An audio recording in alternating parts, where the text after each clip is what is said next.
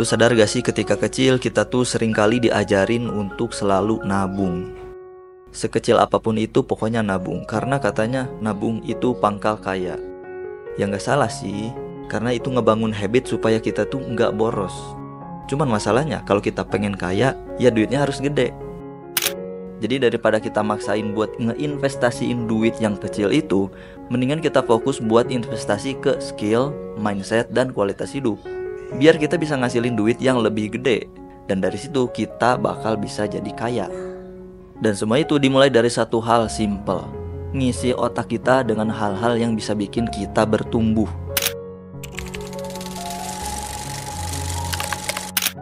Lu gak harus baca buku tebal-tebal tiap hari, tapi lu harus punya kebiasaan masukin hal-hal baru ke otak lu.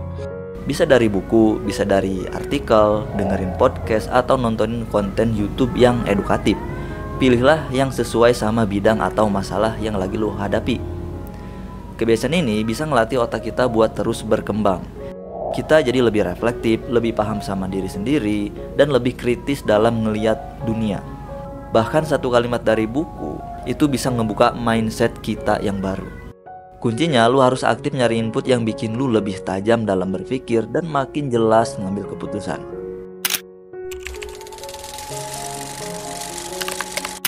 Jangan nunggu sakit baru sadar pentingnya tidur cukup, makan bener, dan olahraga. Badan kita itu mesin utama. Kalau rusak, semua urusan hidup kita itu jadi ikut berantakan. Di umur yang 20-an, kita ngerasa lagi kuat-kuatnya. Dan gara-gara itu, kita selalu ngelakuin hal-hal yang sembrono. Kayak lembur tiap hari, makan sembarangan, tidur dikit karena hobi bergadang. Itu tuh, ibaratnya kita tuh nyicil penyakit di masa depan nanti. Jadi anggap gaya hidup sehat itu bukan cuman gaya-gayaan, tapi strategi jangka panjang supaya kita punya energi yang stabil buat ngejar semua mimpi itu di masa depan.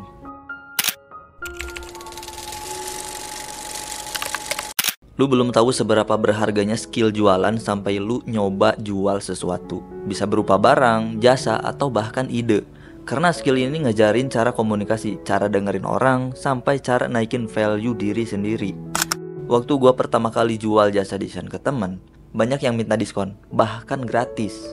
Tapi dari situ gua jadi belajar. Gua belajar gimana cara ngeyakinin orang, dan gimana cara tetap percaya sama value yang gua punya.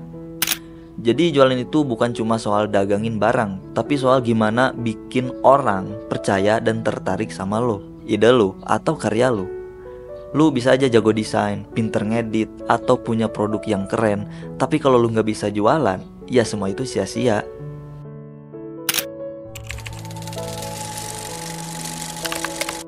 Ada yang bilang kalau mau bener-bener paham sesuatu, ajarin itu ke orang lain. Dan itu benar banget, karena waktu lu ngajarin, lu harus nyusun ulang pemahaman lu dengan jelas.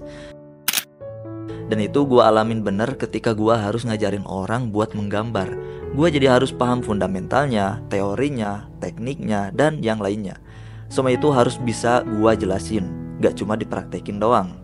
Dan ngajar juga bisa bikin kita jadi lebih rendah hati, karena seringkali pas ditanya balik, baru sadar ternyata masih banyak yang belum kita ngerti.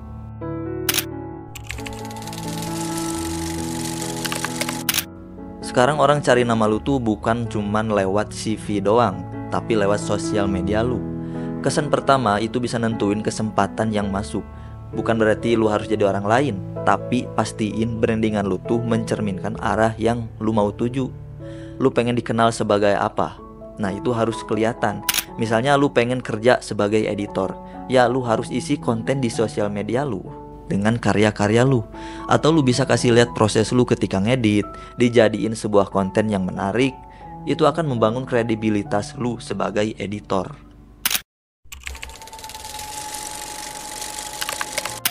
Lu kerja pakai alat jelek, hasilnya juga gak bakalan maksimal. Laptop lemot, software bajakan, koneksi putus-putus, semua itu nguras waktu dan tenaga.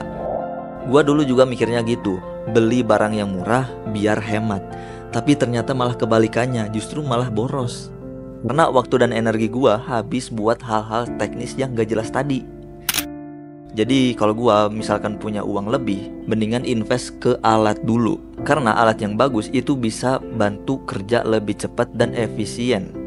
Dan kalau kerjaan bisa lebih efisien dan lebih cepat, potensi buat dapetin uangnya juga jadi lebih banyak. Di umur 20-an lu gak harus sukses.